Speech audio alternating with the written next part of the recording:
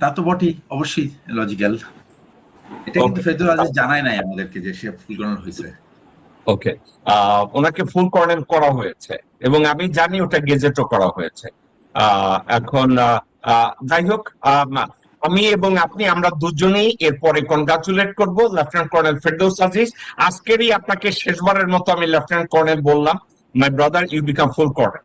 In my views, you are three-star general. I don't give a shit what Walker is offering or Bangladesh's প্রতিরক্ষা মন্ত্রণালয় তার বাল ছিটছে। I don't give a shit. In my view, in my book, you are three-star general. আসসালামু আলাইকুম ভাই।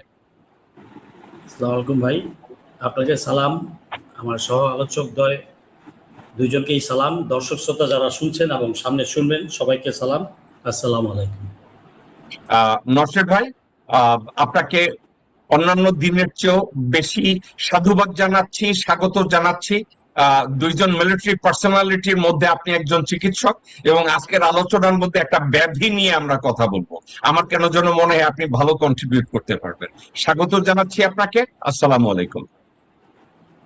ওয়ালাইকুম আসসালাম। আসসালামু আলাইকুম। আমি মোবারকবাদ জানাচ্ছি আমার আপনাকে এবং আপনার সহ যে বিজ্ঞ আলোচক আছেন ওনাদেরকে, এবং সেই সাথে আমি কংগ্রেচুলেট করতে চাই কর্নেল ফেরদৌস সাহেবকে যে উনি ওনার ডিউ প্রমোশন যেটা ছিল দেরিতে হলেও পেয়েছেন। এটার স্লেটদের লেবার, ওনাকে কংগ্রেচুলেট করি। আশা করি যারা লাইভে শুনছেন বা ভবিষ্যতে শুনবেন আজকে আলোচনা থেকে অনেক কিছু আপনারা জানতে পারবেন। ধন্যবাদ। যে ভাই, আমি আপনাকে আলোচনাটা আপনাকে দিয়েই আমি শুরু করতে চাই। আপনাকে দিয়ে আলোচনাটা শুরু করতে চাই। গত সপ্তাহে আপনি ডক্টর এস এম নওশের, আমি জানি গত সপ্তাহে গত আলোচনায় কর্নেল ফেরদৌস আজিজও আমাদের সাথে থাকতে চেয়েছিলেন।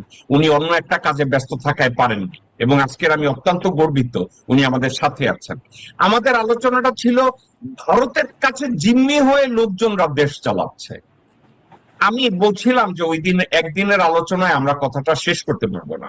আজকের আলোচনাটা আমি শেষ করতে চাচ্ছি, কিন্তু আলোচনাটায় আমি নতুন একটা মাত্রা যোগ করেছি। সেখানে লিখেছি ভারতের সংক্রমিত যৌন ব্যাধিতে আক্রান্ত বাংলাদেশ, অর্থ ও সনাতনী আবেগের দ্বারাও নিয়ন্ত্রিত অনেকে। মানে আলটিমেটলি আমরা হানি ট্র্যাপ, মানি ট্র্যাপ, অর্থের দ্বারা, যৌনতার দ্বারা আমরা নিয়ন্ত্রণ করি এবং ধর্মের দ্বারা নিয়ন্ত্রণ করি। আমার এই কথাটাকে গত সপ্তাহের বিষয় থেকে কতটা আলাদা করবেন আমি এমনি আপনার কাছ থেকে জানতে চাচ্ছি। বিসমিল্লাহির রহমানির রহিম। আসলে গত সপ্তাহে আপনি যে বিষয়টা তুলেছিলেন যে আমরা জিম্মি, আমাদের বিভিন্ন পর্যায়ের নেতা নেত্রীরা, সেটা রাজনৈতিক নেতা নেত্রী হোক বা তারা bureaucracy, civil, military or high officials, যেই হোক না কেন, তারা সবাই ভারতের কাছে এক ধরনের জিম্মি, এবং এই জিম্মি অবস্থায় তারা তাদের শাসনভার গ্রহণের পর থেকে তারা ভারতের বিরুদ্ধে জাতির পক্ষে বা জনগণের পক্ষে এমন কোনো তারা নীতি নিতে পারে না যা দেশের স্বার্থকে সমুন্নত রাখবে। তো এই যে জিম্মি রাখার ব্যাপারটা, এর মধ্যে সবচেয়ে বেশি ইম্পর্টেন্ট যে ব্যাপারটা সেটা হচ্ছে যে আমরা এমন একটা সমাজে বাস করি যে আমাদের সামাজিক যে যে ভাবমূর্তি, এটা আমাদের ব্যক্তিগত জীবনে, আমাদের সামাজিক জীবনে খুবই গুরুত্বপূর্ণ। আমরা একটা ভেরি ক্লোজ সোসাইটি এবং এই সমাজের আমরা পরিবার কেন্দ্রিক একটা সমাজ। পরিবারের ভ্যালু, পরিবারের অন্যান্য মানুষের যে মান সম্মান অনেকটা নিজের কর্মকাণ্ডের উপরে নির্ভর করে। তো সেই দৃষ্টিকোণ থেকে আমি বলবো যে বাংলাদেশের জন্য সবচেয়ে ইফেক্টিভ স্ট্র্যাটেজি যেটা ভারতীয়রা অ্যাডপ্ট করে থাকে সেটা হলো হানি ট্র্যাপ। এবং হানি ট্র্যাপটা একটা হলো কি, এটা এমন একটা এক ধরনের নফস আমি বলি, সেটা হচ্ছে যে একটা মানুষের এক ধরনের রিপু, যে এমন একটা রিপু যে সেই রিপুটা আপনি এটাকে চাহিদা মেটানোর জন্য আপনি যে কোনো ধরনের অ্যাকচুয়ালি এটার ভবিষ্যৎ কি হতে যাচ্ছে এটার উপরে নির্ভর, এটার চিন্তা ভাবনা না করেই এই রিপুর কাছে আপনি আত্মসমর্পণ করেন। তো এই যে আত্মসমর্পণের ব্যাপারটা, এটা অন্য কোনো সমাজে হতে এটার অতটা গুরুত্ব থাকতো না অ্যাজ এন ইন্ডিভিজুয়াল। আমি শুধু রাজনৈতিক নেতা বলবো না, আপনি যে কোনো ইন্ডিভিজুয়ালের জন্য কিন্তু এটা একটা বিরাট একটা মানে বিরাট একটা, আমি কি বলবো, এটা একটা টুলস যেটা আপনি ইউজ করে একজনকে আপনি কবজা করে তার কাছ থেকে কাজ আদায় করতে পারেন। এবং সেই ঘটনাটাই কিন্তু আসলে আপনি যেটা আপনি পক্ষান্তরে আপনি যে বিষয়টা তুলে আনছেন, এটা কিন্তু আসলে এটাই হলো আসল কথা। তো আমি একটা জিনিস আমি দেখছিলাম যে আসলে কি এটা কি আর পারসেপশন নাকি এটা রিয়ালিটি, ঠিক আছে না? তো এটা কিন্তু আমার দৃষ্টিতে ইট is not perception, it is A reality, ঠিক আছে না?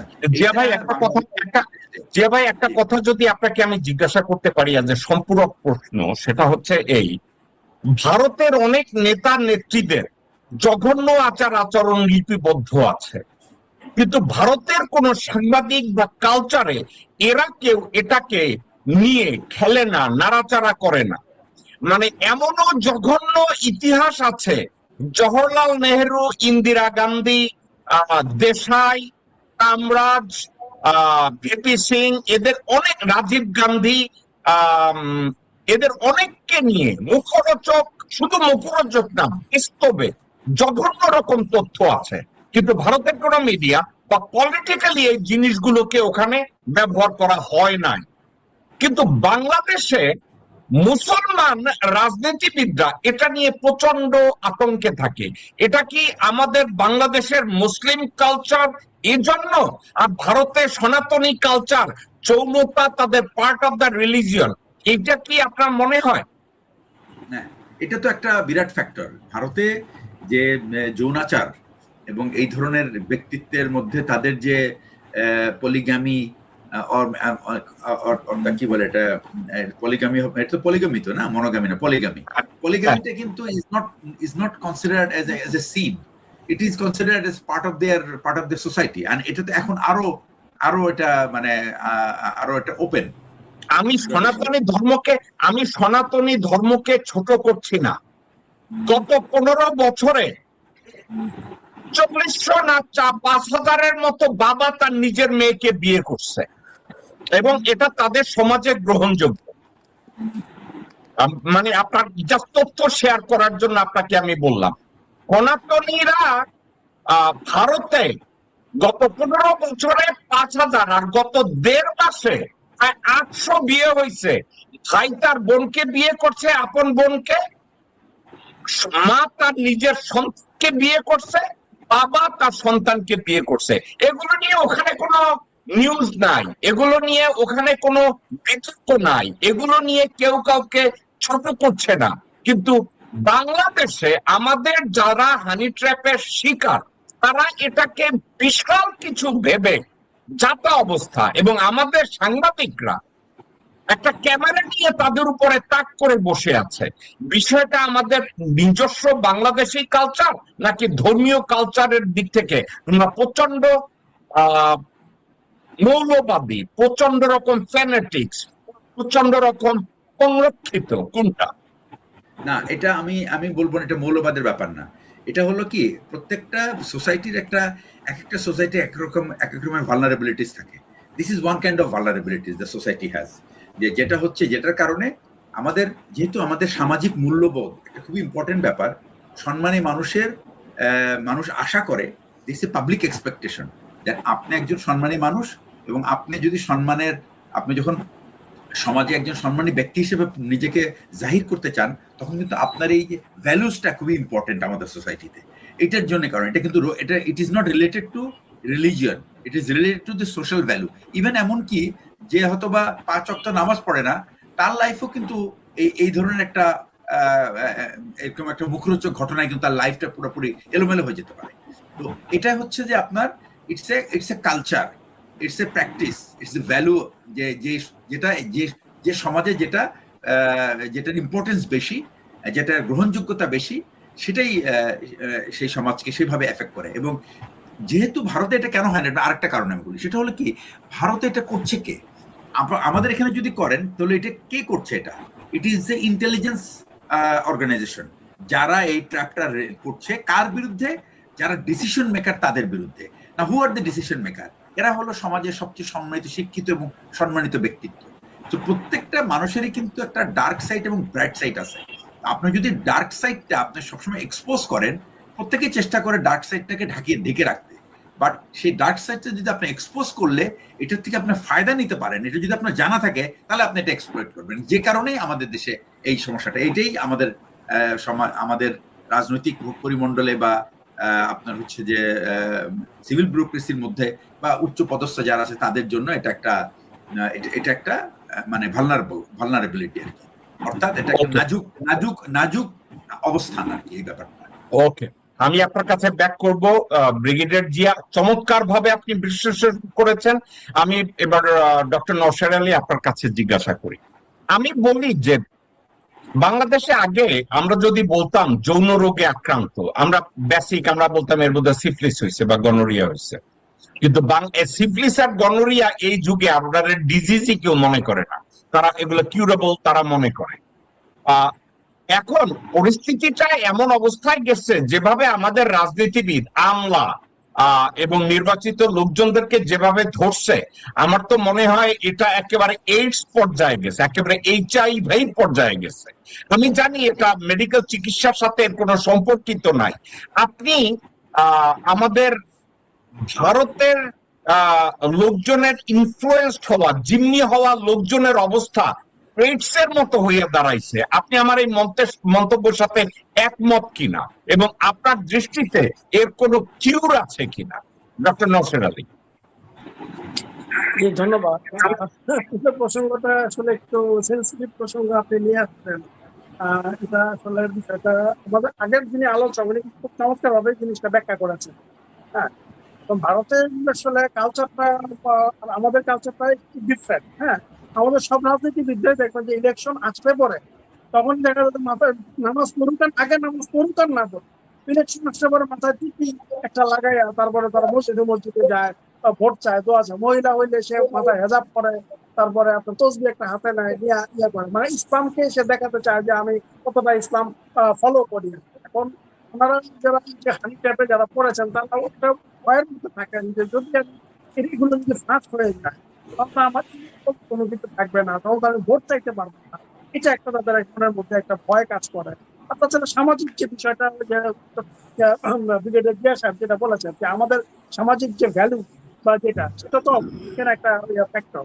আর ইন্ডিয়াতে আপনি যেটা বলেছিলেন যে ইন্ডিয়াতে অতটা মোটামুটি মানে পুরোপুরি সঠিক না। আপনার শ্রদ্ধারে কি বলি, 1975 সালে কিন্তু একটা সিনেমা এসেছিল আন্টি নামে।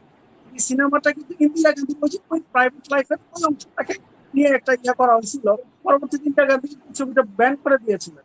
এরপর মোরারজি দেশাই যখন ক্ষমতায় আসে তখন কিন্তু ছবিটা আবার রিলিজ দেওয়া হয়। তো ইন্ডিয়াতে একবার যে কোনো কিছু হয় না সেটা না, কিন্তু আবার যেরকম লর্ড মাউন্ট ব্যাটেনের ওয়াইফের সাথে কিন্তু জওয়াহরলাল নেহরুর একটা মানে একটা সম্পর্ক ছিল, সেটা নিয়েও সেখানে কিন্তু বেশ ভালোই প্রশ্ন হতো, যেটা ওই পুষ্পন সিং এর মধ্যে এটা। ওকে ভাই, আপনি চমৎকার একটা নাম বলেছেন, আমি এটা আপনাকে বলতে চাই না আজকে শো এর মধ্যে, কিন্তু আপনাকে আমি বলি, লর্ড মাউন্ট ব্যাটেন পাওয়েলের সাথে নেহেরুর ফিজিক্যাল রিলেশনশিপ ছিল, এটা কোনো নিউজ না, এটা সত্য। নিউজ কোনটা জানেন? না ভাই, এটা কোনো মুখরোচক না, এটা সত্য কথা, সম্পর্ক ছিল। কিন্তু যেটা ভারতের মিডিয়া পিক করে না এবং এটা নিয়ে কেউ কোনো কথা বলে না, আপনি কি জানেন নেহেরু ছিল তিহার জেলে, এবং তিহার জেলে ইন্দিরা গান্ধী দেখতে যাইতো, বাবা মেয়ের সেক্স হয়েছে এইটা নিয়ে ইংরেজরা কপি করছে, ভিডিও করছে। ঠিক আছে, নেহেরু ইন্দিরা গান্ধী নিজের মেয়ের সাথে সেক্স করছে এবং সনাতন ধর্মে এটা ঠিক আছে, এটা দোষ না। ঠিক আছে, তো আপনি আমাকে যেটা বলছেন আমি আপনাকে হেল্প করলাম। এই জিনিস নিয়েও কেউ কাউকে ভারতে কেউ কাউকে জিম্মি করে না, কিন্তু ভারতে এগুলো আছে।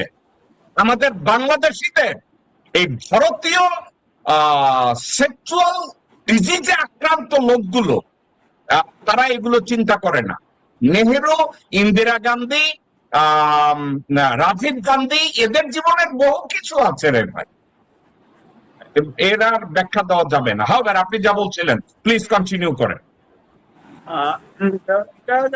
যেটা বললাম যে সামাজিক, এক হচ্ছে সামাজিক লজ্জা, আর একটা হচ্ছে ধর্মীয়, আসলে দেখা যাচ্ছে ভোট পাবে না, এটার একটা আশঙ্কা।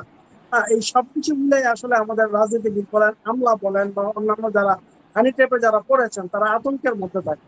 আর হানি টেপে যারা পড়ে আমি মনে করি তারা আসলে নিজেরা ক্যারেক্টারে ডিস ক্যারেক্টার। ট্র্যাপটা তো তাকেই দেখা যে ওই ট্র্যাপের মধ্যে যায়। যদি না যায় তাহলে তো তার উপর ট্র্যাপ কাজ করবে না। তো তারা ওই ট্র্যাপে গেছে, তার মানে কি তারা সেখানে প্রমুখ হয়েছে ওই ট্র্যাপের প্রতি, প্রমুখ হওয়ার কারণে তারা সেখানে ট্র্যাপের মধ্যে আটকে গেছে, তার মানে তারা লুজ ক্যারেক্টার। এবং কিন্তু তারা এটা মানে ওই জনসমক্ষে পাবলিক যাতে না জানে সেই জন্য তারা চেষ্টা করে যতটা পারে এটা লুকিয়ে রাখতে আর কি। ধন্যবাদ। ওকে ওকে, আমি কর্নেল ফেরদৌস আজিজ আপনার কাছে এই সাবজেক্টটা জানতে চাইবো। আমি ডক্টর নওশাদকে যে প্রশ্নটা করছি আমি সেম প্রশ্নটা করব আপনাকে। আপনি মনে করেন কিনা বাংলাদেশের রাজনীতিবিদ, বাংলাদেশের এমপি, মন্ত্রী, আর্মির জেনারেল, সচিব, যুগ্ম সচিব, এরা সবাই ভারতের যৌন ব্যাধিতে আক্রান্ত? আমার এই কথাটা কতটা লজিক্যাল, এবং এর কোনো কিউর আপনার চোখে আছে কিনা, আপনার দৃষ্টিতে এর কোনো কিউর করার মতো কোনো কিছু আছে কিনা? নশারারাই বলছে এটা তাদের লুজ ক্যারেক্টার। আমরা জাস্ট সিম্পল ওয়েতে কি এটা বলতে পারি এটা তাদের খারাপ চরিত্র? সাবজেক্টটা কি এখানেই এটার মধ্যেই সীমাবদ্ধ, না এটার বিশাল একটা দিক আছে? কর্নেল ফেরদৌস আজিজ। জি, আসসালামু আলাইকুম। আসলে এই যে জিম্মি হয়ে যায়, আপনি কথা বলেছেন যে জিম্মি হয়ে যায়, আরে ওরা জিম্মি করে না, জিম্মি আমরা স্বেচ্ছায় হতে যাই। আমরা আমাদের এখানে যারা আমলা কামলা, civil, military, politician, academician, businessman, তথাকথিত সুশীল, মিডিয়া, যত যারা আছে, যদি ওখানে গিয়ে একটু ঘষা খাইতে চায় তাহলে ওদের দোষ কি? এপারে এরা কেন যায়? এদের ভিতরে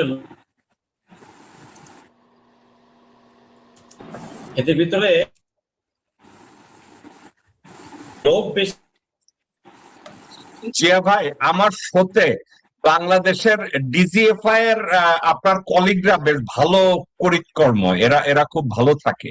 এনটিএমসি, বাংলাদেশের ইন্টারনেট সার্ভিস প্রোভাইডাররা আমার সাথে কোনো একটা আলোচনা হইলেই তাদের এই ডিস্টারবেন্সটা করতে হবে। এনিওয়ে, কর্নেল ফেরদৌস আজিজ তার কথা আটকে যাচ্ছে, উনি যদি আবার ব্যাক করে আমি উনাকে আবার আলোচনায় যোগ করাবো। আমি এরপরে স্বাগত জানাবো আমাদের ডক্টর শাহনাজ আলম লিপি। লিপি আপু, আপনি কি আমার কথা শুনতে পাচ্ছেন? জি, আসসালামু আলাইকুম। ভালো মতনই শুনতে পাচ্ছি। ওকে, লিপি আপু আপনি কেমন আছেন? আল্লাহর রহমতে ভালো আছি। আমি প্রথমে আপনাকে ধন্যবাদ জানাতে চাচ্ছি আমাকে আমন্ত্রণ জানানোর জন্য। সবাইকে অভিনন্দন এবং শুভেচ্ছা। ওকে, লিপি আপু আপনাকে আমি পরিচয় করিয়ে দেই। উপরে আমি শুনতে পাচ্ছি না, এখন আর কিছু শুনতে পাচ্ছি না। আপনি কি একটু আগে শুনতে পেয়েছিলাম। আপনি হ্যালো নীরা,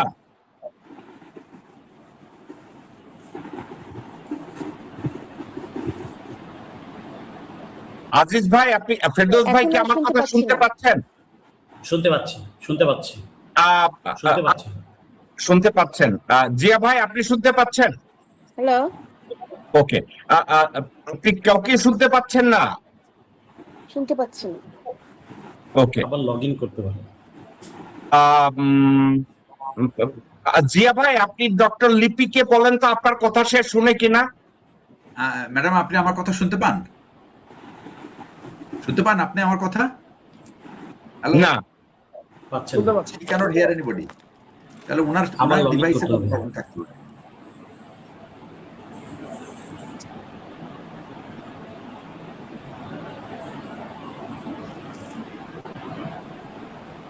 ওকে, চলে, অসুবিধা নেই। ওকে, উনি আবার ব্যাক করুক, কোনো অসুবিধা নেই, আমি ওনাকে বলছি। ওকে, আজ ফেরদৌস ভাই আপনি আপনার কথাটা কন্টিনিউ করেন প্লিজ। জি, এই যে আমাদের সমাজে যারা আছে এদের ভিতরে লোভটা বেশি কাজ করে। এই লোভটা বেশি কাজ করে বলেই তারা, ওদেরকে লোভ দেখানো হয় আর ওরা সহজে শর্টকাট পথে অর্জনের জন্য এই লোভে পা দেয়। এরা কারা? এরা বেসিক্যালি শৌর্য বীর্যহীন, খুব কুলীন জাত থেকে উঠে আসা। এরা জাতি উঠতে হবে, তাড়াতাড়ি পয়সা কামাতে হবে, প্রতিষ্ঠা পেতে হবে, সম্মান অর্জন করতে হবে। সেই শখ থেকে, লোভ থেকে তারা এই কম্পিটিশনটায় নেমে যায়, এই প্রতিযোগিতায় নেমে যায়, কে কার আগে কত বেশি অর্জন করবে, টাকা পয়সা। সেই থেকে তাদের ওদিকে তাদেরকে লোভ দেখানো হয়, আতিথেয়তা দেখানো হয়, সাথে একটু জলপানির সাথে মালপানি খাওয়ানো হয়, হানি ট্র্যাপ মানি ট্র্যাপ সবই এগুলাতে পড়ে যায়। তো পরে যখন একবার যায় তারপরে মজাটা বুঝে যে হ্যাঁ হ্যাঁ এ তো গেল।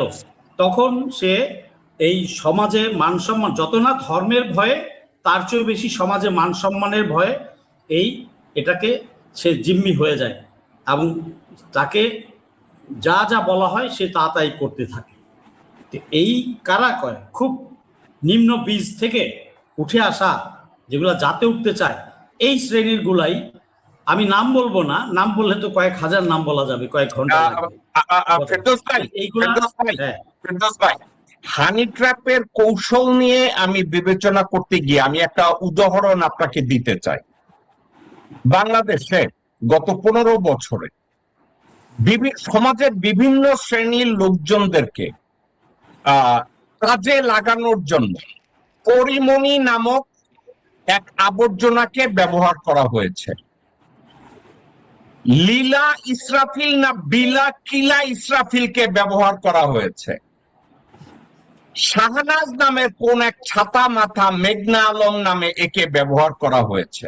সাংবাদিক নামধারী মা সুদা ভাট্টি না কোন ছাতু ভাট্টি তাকে ব্যবহার করা হয়েছে এবং সাদিয়া নামক সাংবাদিক ব্যবহার করা হয়েছে। নবনীতা চৌধুরী নামক এদেরকে ব্যবহার করা হয়েছে। সাক্ষাৎকারের কথা বলে 71 সাক্ষাৎকারে রেকর্ড করেছে গিয়ে এবং এরা পড়েছে। যমুনা টেলিভিশনে এক বেটি, কি যেন নাম আমি ভুলে গেছি, সে নাকি খুব ভালো সাংবাদিকা ছিল, তাকে ব্যবহার করা হয়েছে বাংলাদেশের স্বনামধন্য 2 জন সেক্রেটারি এবং একজন জেনারেলকে কাবু করার জন্য, এবং তারা কাবু হয়ে গেছে, বিছানায় কাবু হয়েছে। তো তারা দেখা গেল যে শুধু কম্পিটিশন করে না, ধরেন এই লেফটেন্যান্ট জেনারেল সাহেব তার সাক্ষাৎকার নিতে গেছে, একান্ত সাক্ষাৎকার, ওই সাংবাদিক জানে এই বেটি সাংবাদিক, ওই লেফটেন্যান্ট জেনারেল সাহেব তার আন্ডারওয়্যার খুলে দিছে। তো এখন আপনি কি মনে করেন এরা যায় নাকি নিজেরা এই যে না জেনে পা দেয়? এগুলাকে কি বলবেন? না জেনে যে পা দেয় না, এগুলা যে সে সিভিল আমলা হোক বা মিলিটারি আমলা হোক, সবারই কিন্তু একটা ট্রেনিং আছে। ট্রেনিং এর মধ্যে দিয়ে, এই প্রসেসের মধ্যে দিয়ে এরা কিন্তু উপরের দিকে যায়। কেউ যে জানে না যে সে হানি ট্র্যাপ মানি ট্র্যাপ হতে পারে তা কিন্তু না, কিন্তু তারে ওই শয়তানের লাঠি লাড়ে চারে আর কি। তো ও যখন আইএ পাস বিএ পাস, ওই খারাইলে সর্বনাশ, ওদের হয় ওই অবস্থা আর কি। তো এখন তো ওরা ওই যে বললাম না, বেসিক্যালি খুব নিম্ন স্তরের বীজ থেকে আগত, যারা উপরের স্তরে উঠতে চায়। তো এখানে গিয়ে তারা অনেক কম্পিটিশনে নেমে যায়, লোকটা তাদেরকে পেয়ে বসে, নীতি আদর্শ কিছুই না, তারা ভুলে যায়, বিবেক তাদের কাজ করে না, তখন তাদের আবেগ কাজ করে, আর সামনের সৌন্দর্য আর পয়সাপাতির অ্যাট্রাকশন কাজ করে। যে কারণে এইটা সহজে করতে গিয়েই কতটা যে বিপদে পড়তে পারে এইটা একটা জানে তারা, কিন্তু কতটা গর্তে যে পড়ে যাবে সেটা তারা প্রথমে ঠাহর করতে পারে না। আর পারে না হচ্ছে তার কারণ ইমান দুর্বল, তার দেশপ্রেম তার ভিতরে জিরো, টাকা প্রেম তার কাছে বেশি, তো ইত্যাদি ইত্যাদি অনেক বিশেষণ লাগানো যায়। তো এই কারণে এক ধরনের স্বেচ্ছায়, কই সবাইকে তো পারে না মানি ট্র্যাপে হানি ট্র্যাপে ফেলতে। 17 বছর তো আমাকে হাসিনকে দৌড়াইছে, জেলে ঢুকাইছে, পারছে নাকি? আমাকে কিছুদিন না খাইছিলাম, আমার ছেলে মেয়েরা আলু ভর্তা ডাল দিয়ে খেয়ে উঠছে, আমার বোর সোনা গয়না বিক্রি করে 2 মেয়েকে পড়াইছি, যে আমার তো কিনতে পারে নাই। তো এই দুনিয়াতে মালপানি যেগুলা সহজলভ্য কেনা যায়, ওরা ওইগুলাকেই টোপ দেয়। টোপ তো দিবে বাংলাদেশ ব্যাংকের গভর্নর আতিয়ার কি, যে আসছে খুব খুব যাকে কেনা যাবে, যাকে জাত উঠানোর জন্য লোভ দেখানো যাবে, যাকে রাবীন্দ্রিক বানানো যাবে, যাকে বাংলাদেশ ব্যাংক থেকে গভর্নর হিসেবে সরানোর পরেও তাকে আবার দিচ্ছে বাংলা একাডেমির ডিজে হিসেবে। তো যারা একবার যাদেরকে তৈরি করে ফেলেছে চর হিসেবে, হ্যাঁ, তারা তো ভাইরাসে আক্রান্ত হয়ে গেছে, এইচআইভিতে আক্রান্ত হয়েই গেছে। তো এদেরকে বারবার ইউজ করবে যতদিন পর্যন্ত তার ভিতরে জান আছে, সার্ভিস দিতে পারবে। যখনই দেখবে যে আর আবার নতুন পয়দা করবে। নতুন তো নতুনত্বের একটা আলাদা দাম আছে, চমক আছে, আকর্ষণ আছে, তো এটা করবেই। এটা এই দেশে করছে, ভারত করে যাচ্ছে সে অনেক আগে থেকেই। তো আর তারপরে হাসিনা শেখের আমলে তো এভরিথিং ইজ ফ্রি। হ্যাঁ, আপনি চাইলেই পাবেন, জাস্ট অনলাইনেও আপনি ডিমান্ড দিতে পারবেন, ডেলিভারি বাসায় পাঠিয়ে দিবে। হ্যাঁ, এই দেশে তো পরিস্থিতি ওরকমই করে ফেলছে, আর সহজলভ্য হয়ে গেছে। তাকে দিয়ে খুন খারাপি করাইছে, খুন খারাপি যদি না করে, গুম যদি না করে, তাই ওই ভিডিওটা ওদের কাছে আছে। তো ওই কারণেই যত কিছু সম্ভব এদেরকে দিয়ে করাইতে পারছে, এই মহামহারথীদের দিয়ে, এত এত স্বনামধন্য হাইলি কোয়ালিফাইড চ্যাম্পিয়ন অফিসারদের দিয়ে। 2009 পর থেকে ভালো ম্যাটেরিয়াল একটাও উঠছে কোনো সেক্টরে দেখাইতে পারবেন? এর জন্য দায়ী আমরাও। আমরা যে এই চোদনা জনগণ আছি, আমরা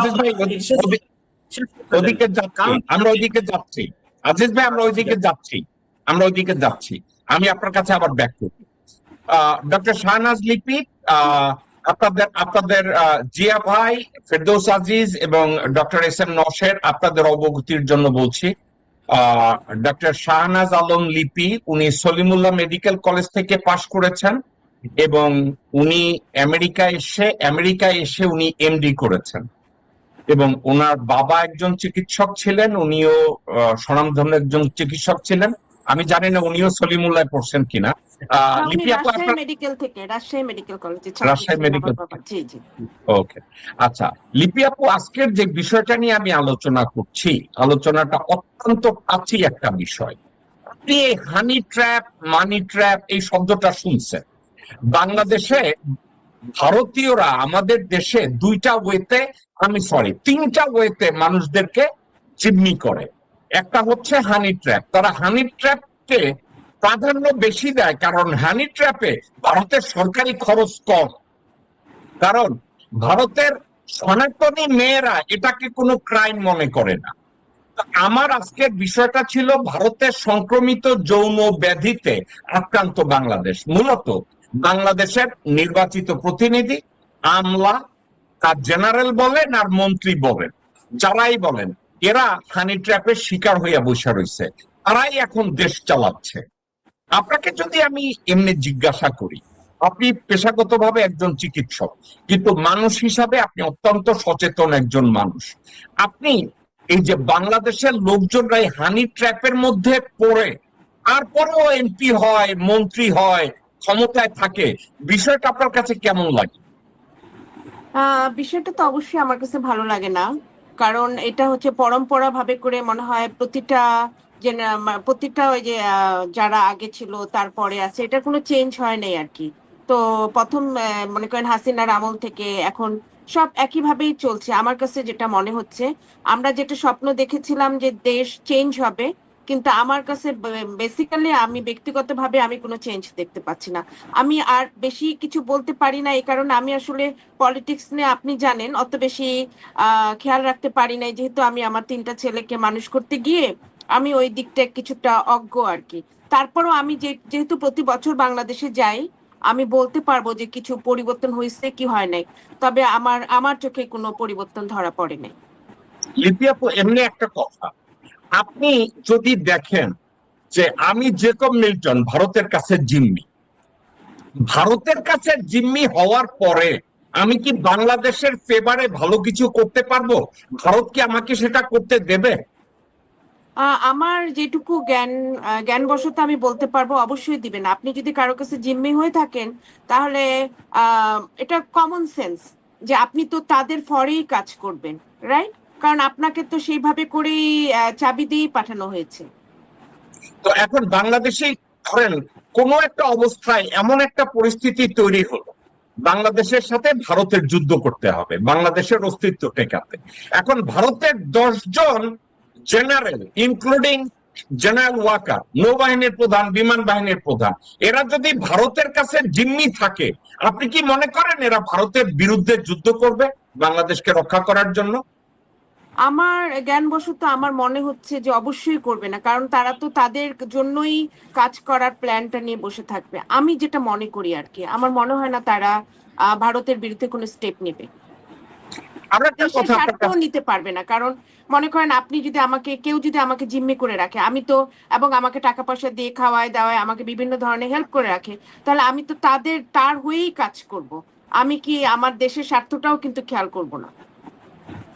একটা কথা লিপি আপু, আপনার আমার আমার বোন, আমার ফ্যামিলি অনেকের হিন্দু ধর্মাবলম্বী বন্ধু বান্ধব আমাদের আছে, আপনারও আছে, আমারও আছে।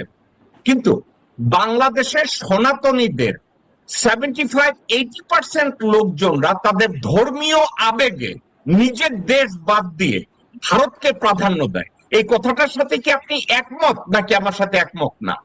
আমাদের ব্যাপারটা আপনি বলতে চাচ্ছেন যে আমাদের যে সমস্ত ফ্রেন্ডরা আছে তারা যদি ভারতীয় হয়, মানে ইন্ডিয়ান হিন্দু ধর্মে অবলম্বী হয়, তারা আমাদের যদি এটা হয়ে থাকে, কোশ্চেনটা আমাদের পক্ষে কাজ করবে না। যতই তারা আমাদের ফ্রেন্ড হিসাবে দেখাক, তারা তাদের পক্ষেই কাজ করবে। এটা কি শুধু ধর্মীয় আবেগ, নাকি অন্য কোনো কাজ আপনি মনে করেন লিপি আপু? আমার কাছে মনে হয় তারা বেসিক্যালি ভিতর থেকে আমাদেরকে হেট্রেট করে আর কি। আমার যেটা মনে হয় তারা হচ্ছে ধর্মের দিক থেকেও, আমি বলতে পারবো না, তবে আমাদেরকে সেইভাবে ভিতর থেকে মানে অবচেতন মনেও তারা আমাদেরকে ভালোবাসে না, আমার এটা মনে হয়। তারা সবসময় উপরে থাকার একটা, তাদের মধ্যে একটা মানে স্ট্যাটাস ভাবে তারা অনেক মনে করে যে তারা নিজেরা অনেক উপরে আমাদের থেকে, আমরা অনেক নিচে তাদের।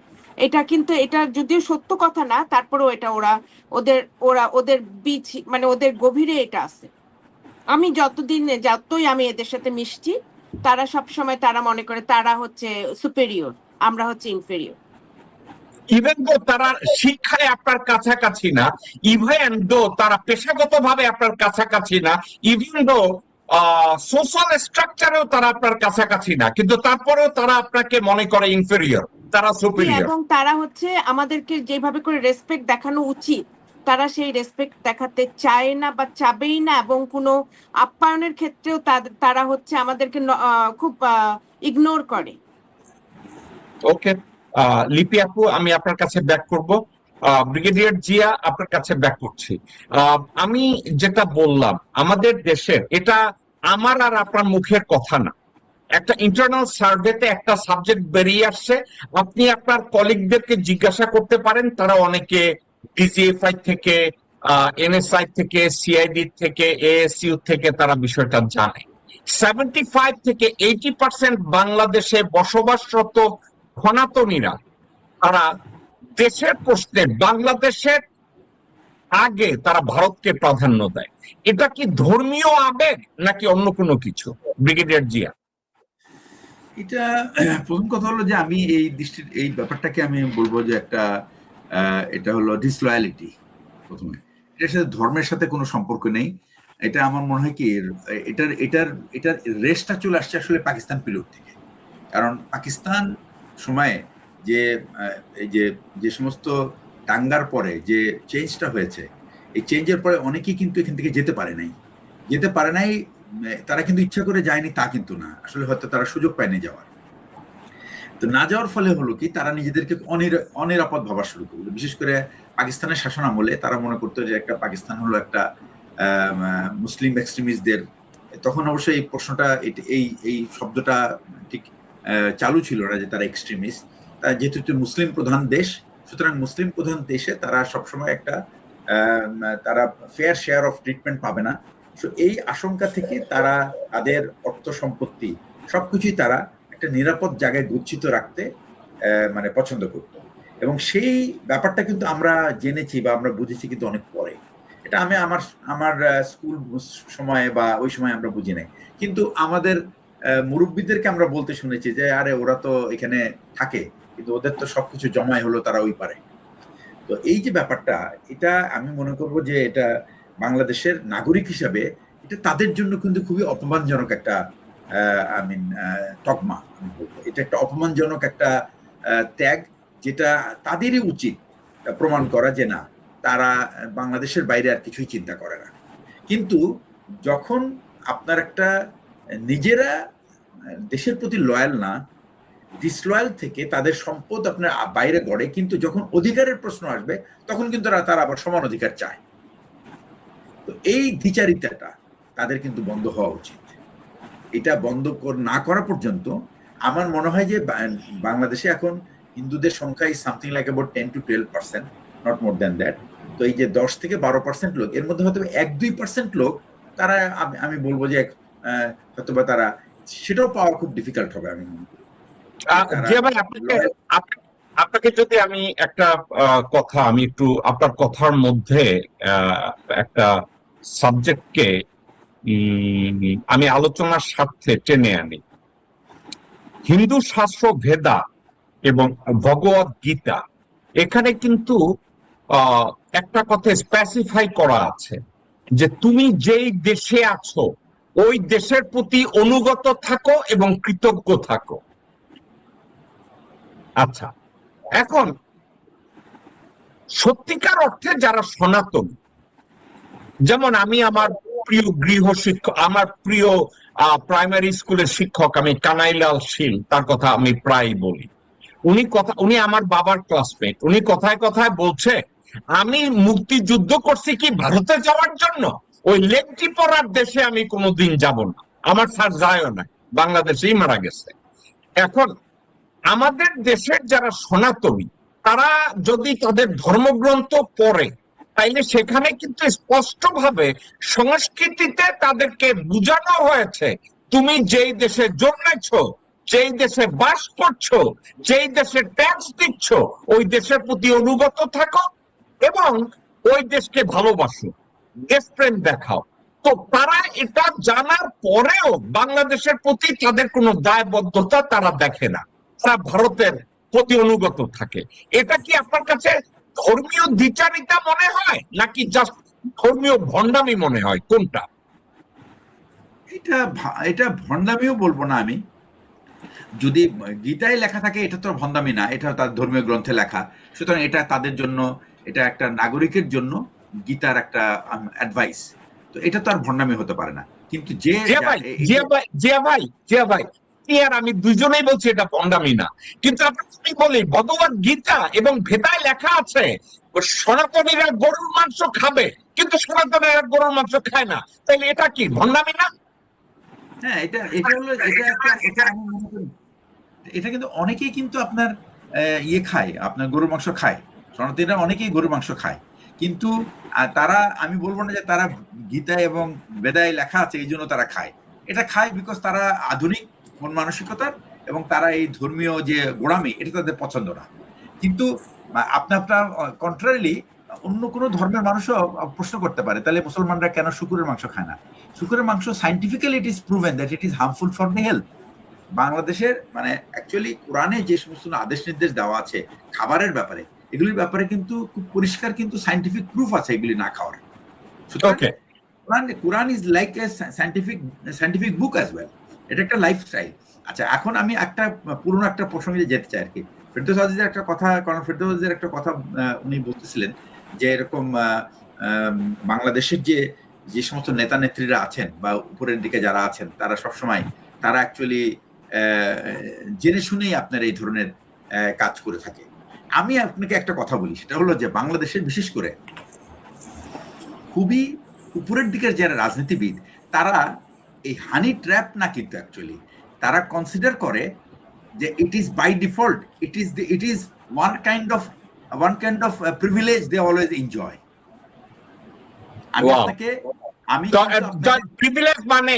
প্রিভিলেজ মানে মির্জা ফাক এবং গোরখত আব্বাস ভারতীয় হাই কমিশনে ঢুইকাই বলে বোতল কই, এই ধরনের প্রিভিলেজ?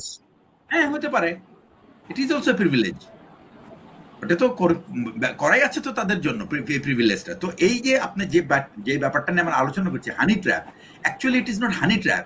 তারা মনে করে যে এই ধরনের একটা পার্টনার পাওয়া উইথ দি পাওয়ার, সে if I am in powerful place, partner is part of my deal, so it I will get it wherever I go। আপনি যদি দেখেন, কিছুদিন আগে একটা ভিডিও ভাইরাল হয়েছিল এবং সেখানে আপনার একজন নেতা, না দলের নাম বলছি না, নেতা আরেকজন তার স্থানীয় লোকজনকে বলছে তোমরা অল্প বয়সী মেয়েদের যোগাযোগ করো, কারণ আমাদের সিনিয়র নেতারা যাচ্ছেন। তো যদি এটা পার্ট অফ দি মানে পার্ট অফ দি পাওয়ার যদি না হয়, তাহলে তারা এই ধরনের ডিমান্ড করবে কেন? দ্যাট মিনস যারা এই ধরনের পদে যাচ্ছে, সুতরাং আপনি যখন এটাই যদি আপনার পার্ট অফ প্রিভিলেজ হয়ে থাকে, তাহলে আপনি এই সমস্ত আশঙ্কা করে লাভ কি, লজ্জা করে লাভ কি? You declare it. এবং আমি আপনাকে বলি, শুধু এটা না, আমি মানে গত 15 বছরে আমি আমার কিছু কিছু মানুষের সঙ্গে আমার পরিচয়ের সুযোগ হয়েছে বিভিন্ন সময়। আমি তাদেরকে দেখছি যে তারা নির্লজ্জ এই সমস্ত ব্যাপারে, এবং তারা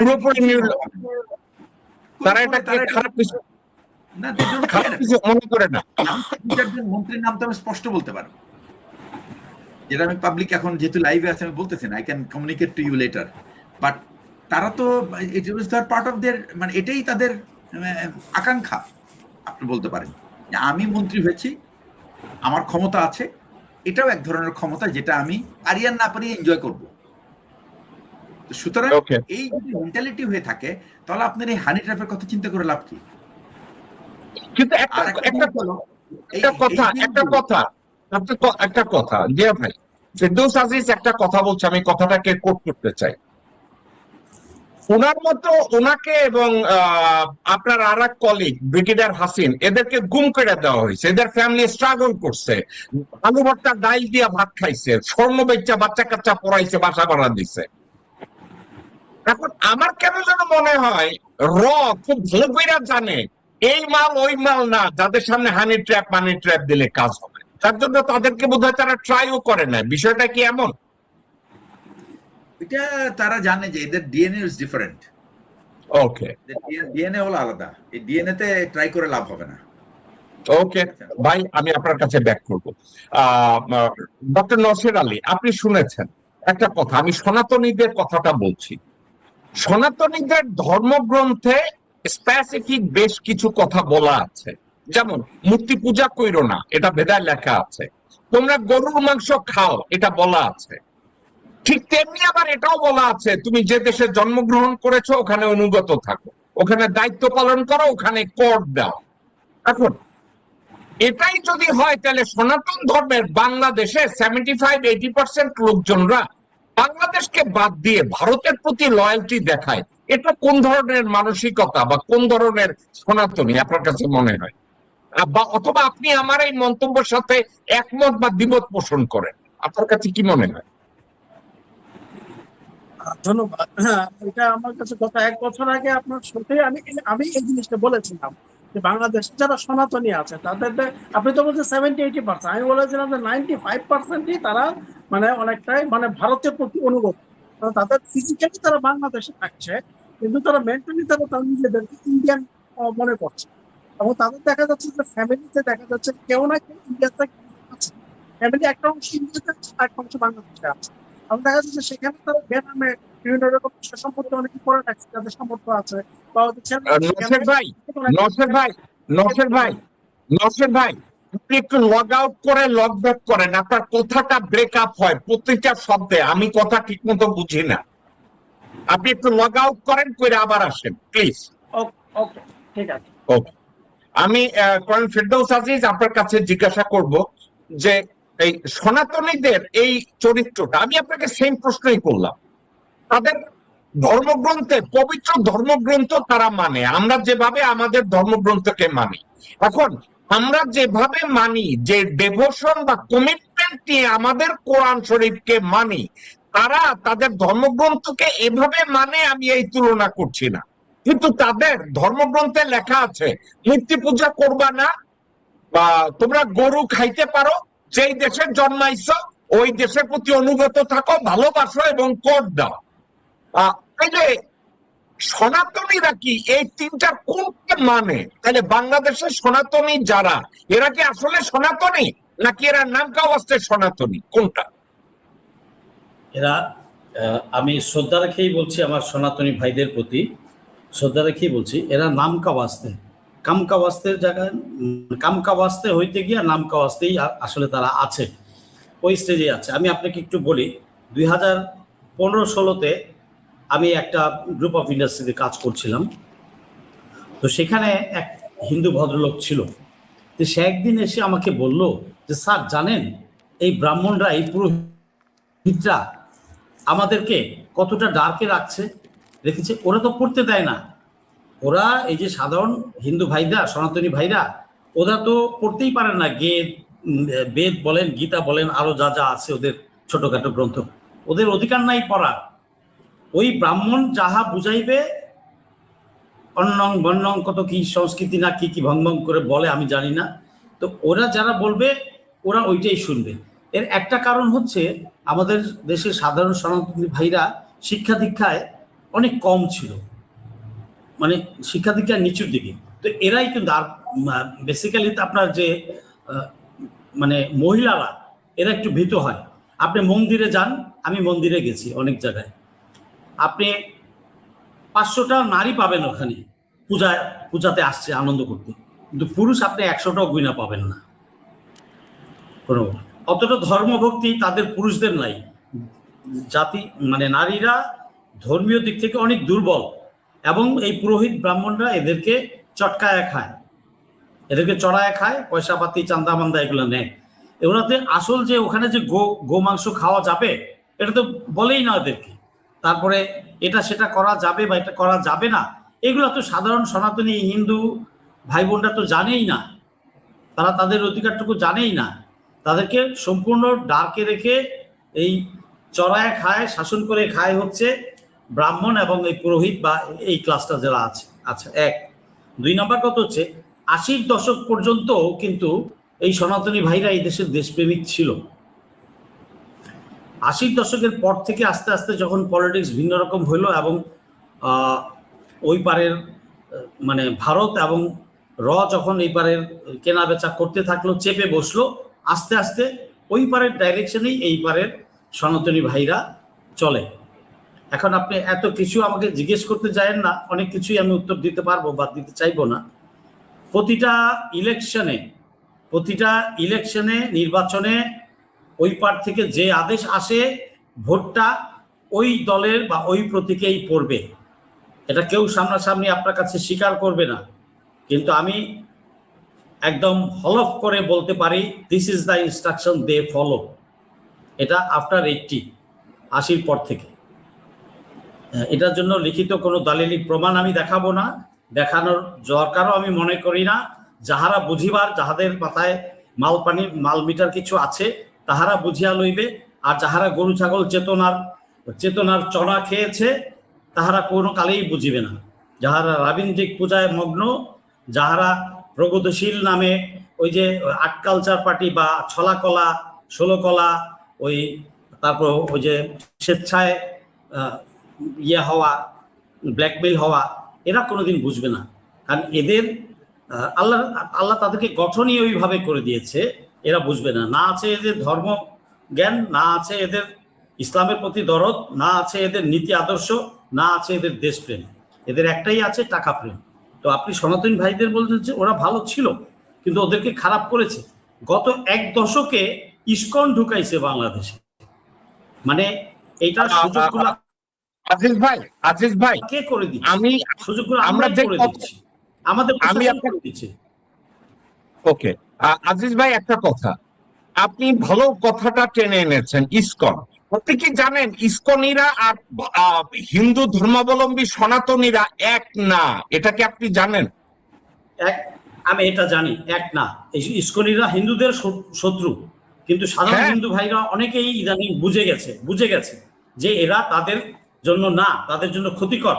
কিন্তু সাধারণ হিন্দু ভাইদের কোনো সে নাই, কারণ ওই যে ওদের যে নেতা গোছের মাথা গোছের বিভিন্ন গোষ্ঠীর যেগুলো আছে এরাই পরিচালনা করে এদেরকে, যে কারণে কথা বলতে পারে না। ফেরদৌস ভাই, প্রভুপাদা ইসকনি তৈরি করছে নিউ ইয়র্কে বসে। তাকে জিজ্ঞাসা করা হয়েছে what is the difference between Hinduism or সনাতনী এন্ড ইসকনি। প্রভুপাদা সরাসরি কইছে এই ভারতের গোবর খাওয়া হিন্দুদের সাথে আমাদের কোনো সম্পর্ক নাই, আমরা ওই হিন্দু না, আমরা এই কৃষ্ণ মানি না, সরস্বতী মানি না। তাই না? বাংলাদেশে যারা ইসকনি কইয়া ঢোল বাদ্য বাজায় তারা তো আসলে হিন্দু না, হিন্দু না, ধর্ম করে মকারি করতেছে। হবে। আমি আপনাকে যে প্রশ্নটা করতেছিলাম, তাইলে বাংলাদেশের 75-80% হিন্দুরা আর ডক্টর নওশের আলী মনে করেন 95% হিন্দুরা বাংলাদেশের প্রতি লয়াল না, এটা কি আপনার কাছে সত্য মনে হয় নাকি এটা বানোয়াট কোনো যুক্তি মনে হয়? কারণ ফেরদৌস আজিজ, আপনি কি আমার কথা শুনতে পাচ্ছেন? না। ওকে, আমি ডক্টর শাহনাজ আলম লিপি, আপনার কাছে অন্য আরেকটা বিষয় আমি বলি। হিন্দু ধর্মাবলম্বীদের যদি বাদ দেই, আবেগের কথা বাদ দেই, এবং আমরা হানি ট্র্যাপের কথাও যদি বাদ দেই,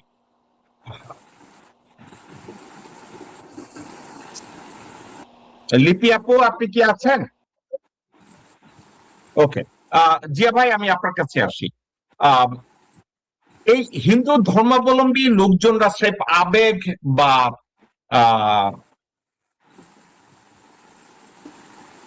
লিপি আপু আমি আপনার কাছে আসছি। ওকে, দাঁড়ান, আমি আপনার আজিজ ভাই আসছি। আজিজ ভাই আমার কথা শুনতে পাচ্ছেন?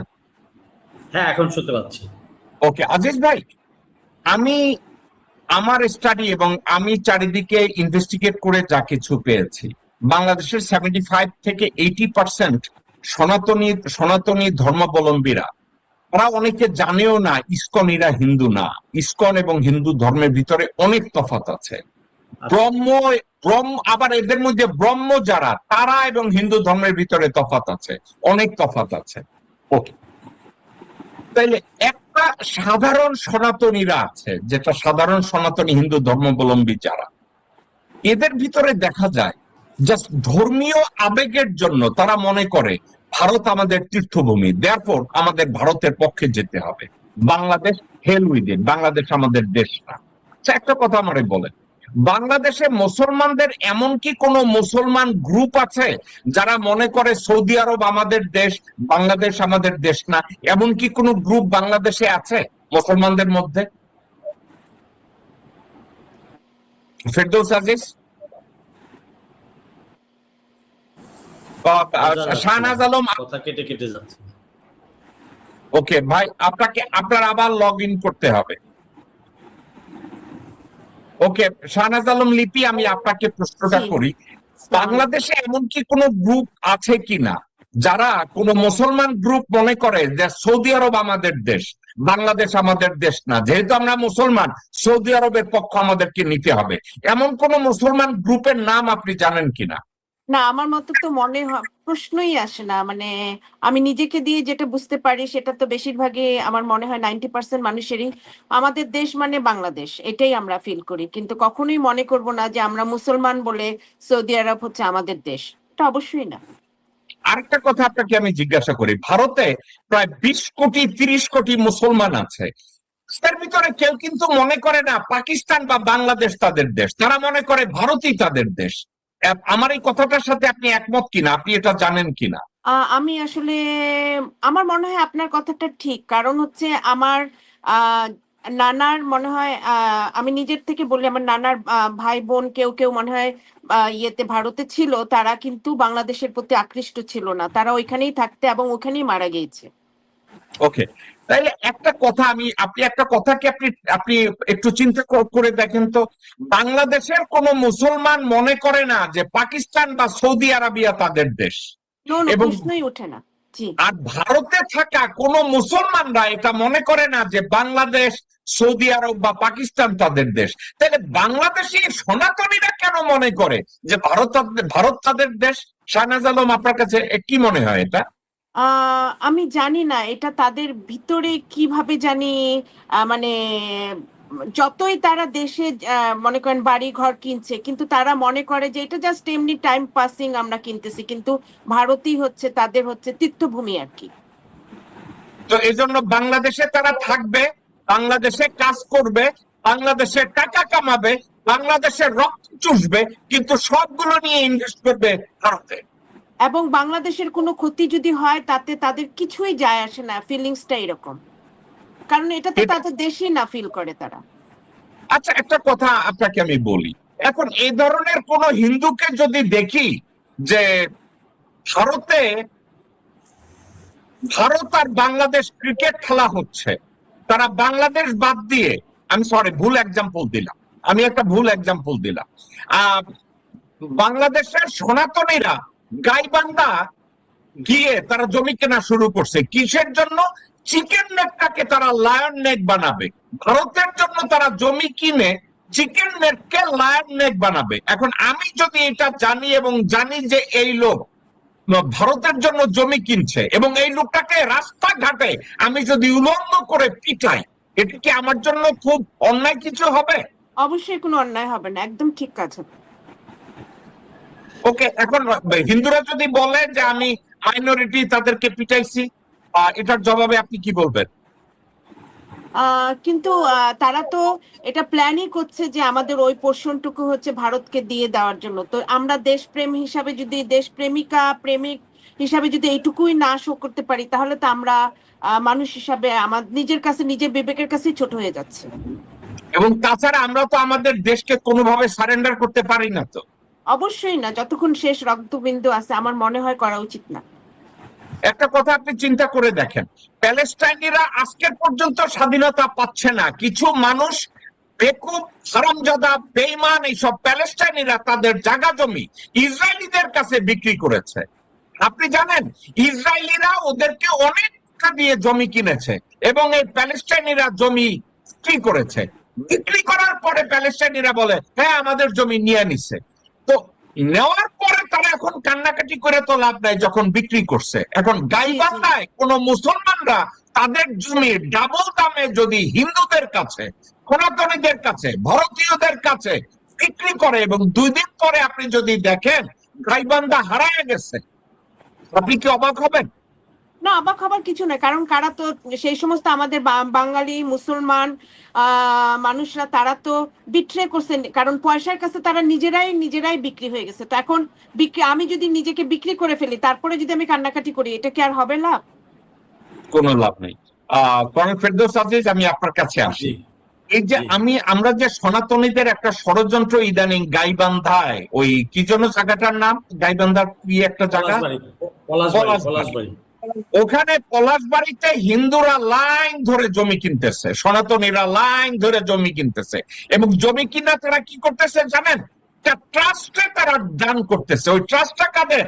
ওই trust is own by India, পরিচালিত হচ্ছে ওখান থেকে। এবং সব কেনার পরে তারা যদি বলে আমাদের এই পোর্শনের মালিক আমরা এটা এখন এভাবে দিয়ে দিলাম, এবং ভারতের লোকজন আইনে ওইখানে জড়ো করা শুরু করলো। আমি কিন্তু ইন্টিগ্রিটি নিয়ে কথা বলছি না, প্র্যাকটিক্যালিটি নিয়ে কথা বলছি।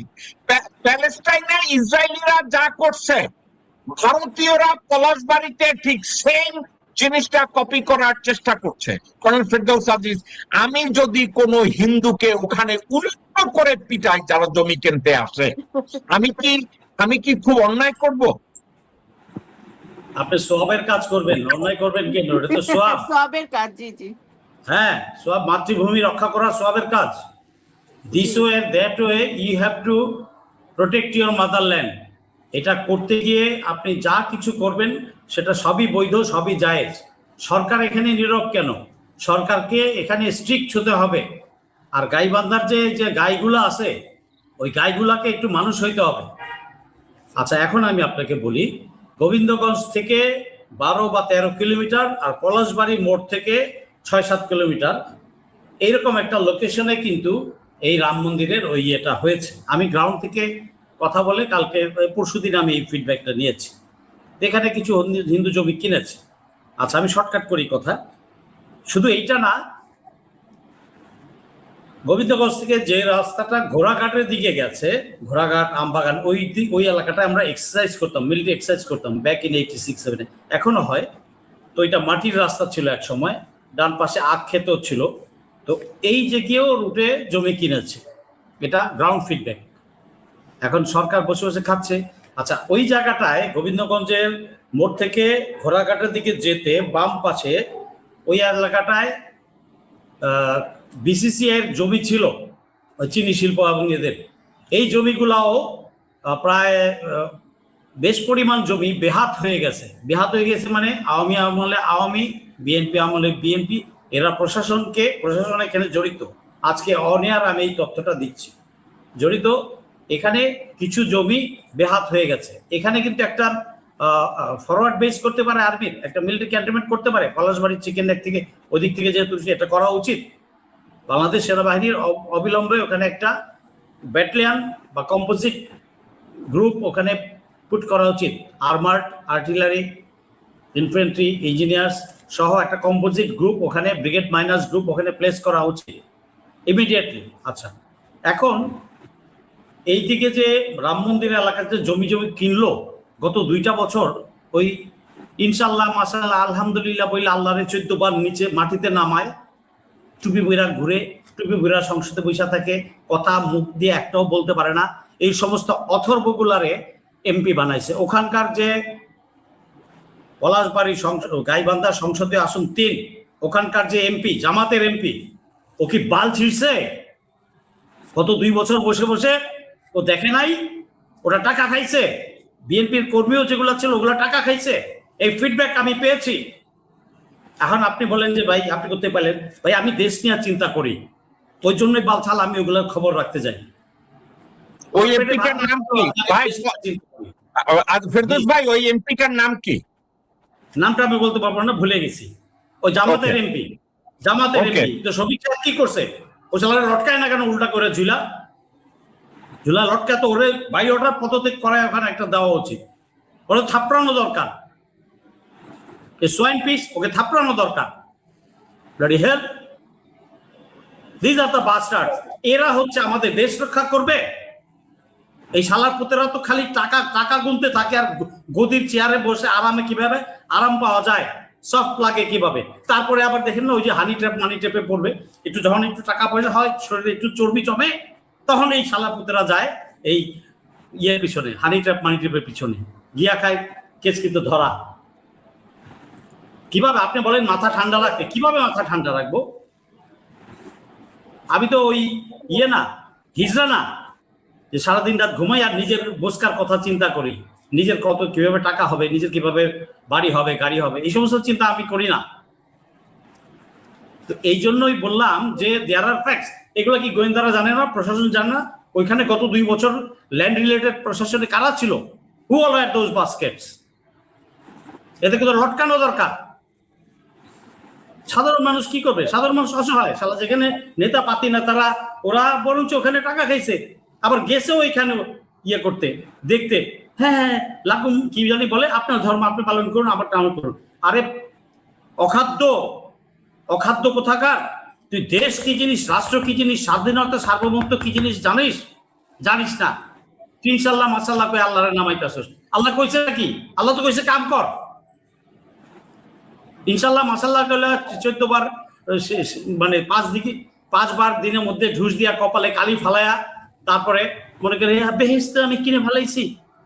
বেহেশত তোরে আল্লাহ দিবে? কে কইছে? আল্লাহ বলছে কাউকে যে বেহেশত দিবে?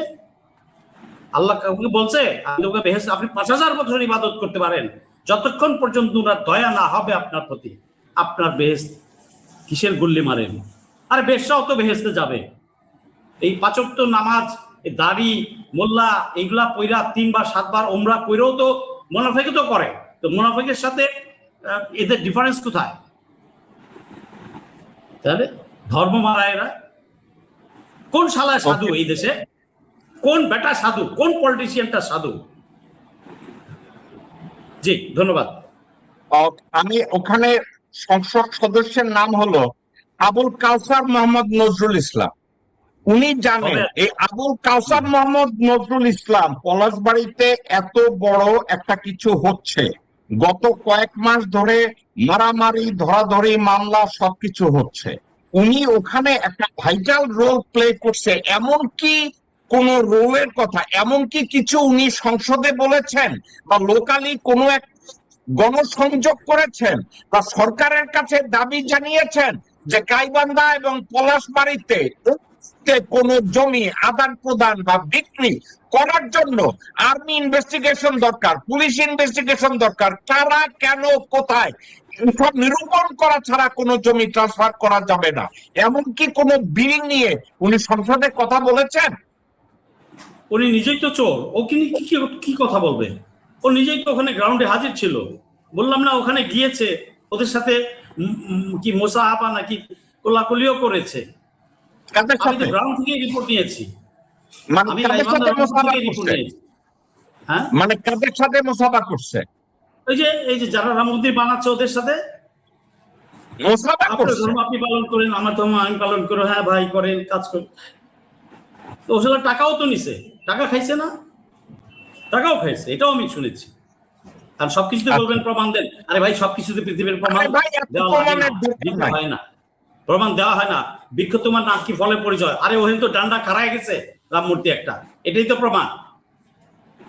ওকে, বলেন আমাকে, এই সমস্ত শুধু গরু ছাগল পিয়ন চাপরাশি আমাদের পলিটিক্যাল লিডার, এটা কি দেশকে কি দিবে, কি কচু দিবে?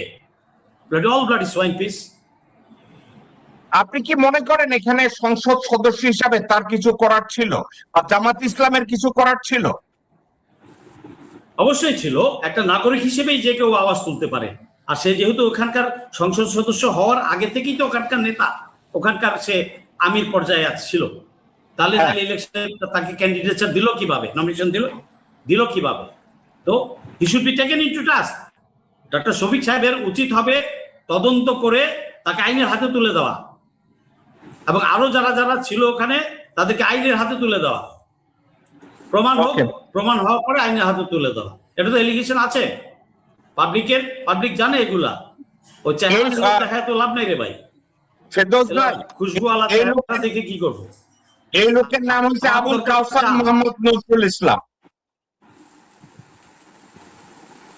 ওকে, আমি ব্রিগেডিয়ার জি আপনার কাছে আসবো। পলাশবাড়ির এই বিষয়টা নিয়ে আমরা আলোচনা করেছি। পলাশবাড়ির এই বিষয়টা নিয়ে আলোচনা করায় কর্নেল ফেরদৌস আজিজ মনে করে, আমিও মনে করি, এখানকার এলাকার যে সংসদ সদস্য আবুল কাউসার মোহাম্মদ নজরুল ইসলাম একটা বিশাল ভূমিকা সে পালন করতে পারত। আপনি মনে করেন কিনা এ ধরনের ভূমিকা এখন পর্যন্ত তিনি বা জামাত ইসলামের কেউ রাষ্ট্রীয় পর্যায়ে বা সংসদে করেছে, তার চোখে পড়েছে কিনা? কথা হচ্ছে যে কর্নেল ফেরদৌসের যে কনসার্ন, এটা তো যে কোনো দেশের যে কোনো মানুষের জন্য এটা চিন্তার ব্যাপার। আমাদের কোনো রাজনীতিবিদরাই, আমি একেবারে মানে দাবি নিয়ে বলি, আমাদের কোনো রাজনীতিবিদরাই দেশের যে কৌশলগত অবস্থান বা দেশের ভূকৌশল অবস্থান, এটা না তারা বোঝে, না তারা যাচাই করে, না তারা তাদের জীবনে এটার প্রতিফলন ঘটায়। সো একজন মেম্বার অফ পার্লামেন্ট যদি না বোঝে এই ব্যাপারটা, সে তো তার বেসিকই তাহলে জিরো। উনি ওনার কনস্টিটিউয়েন্সিতে একটা মন্দির হচ্ছে এবং বা এইরকম একটা এমন একটা কিছু হচ্ছে যেটার, এইটা তো প্রথম কথা হলো সে ওইখানকার বাসিন্দা হিসেবেই তো তার কনসার্ন থাকার কথা, ওখানকার বাসিন্দা হিসেবেই তো তার চিন্তায় থাকার কথা এটা। আর সে যদি না বোঝে, যার কাছে যে বুঝে তার কাছে গিয়ে বুঝে নিবে। আমাদের রাজনৈতিক দলগুলো, আপনি যে জামাত তো ভাই অনেক পরের কথা। আপনি যে সমস্ত মানে বড় রাজনৈতিক দল, জামাত একটা বড় রাজনৈতিক, কোনো সন্দেহ নাই, সেই সমস্ত রাজনৈতিক দলে কি কিন্তু এই ধরনের এডুকেশন আছে? এই ধরনের কোনো শিক্ষা ব্যবস্থা আছে? এই ধরনের কোনো কি তাদেরকে কিছু শেখানো হয়? তাদেরকে কোনো বোঝানো হয়? বা তাদের নিজস্ব কোনো গরজ আছে? ভাই তারা তো, তাদের গরজ একটাই, বরাদ্দ, সেখান থেকে কেমনে মাল কামাবো, এটাই একমাত্র গরজ, আর কোনো গরজ নাই। এই 300 এমপির গরজ একটাই।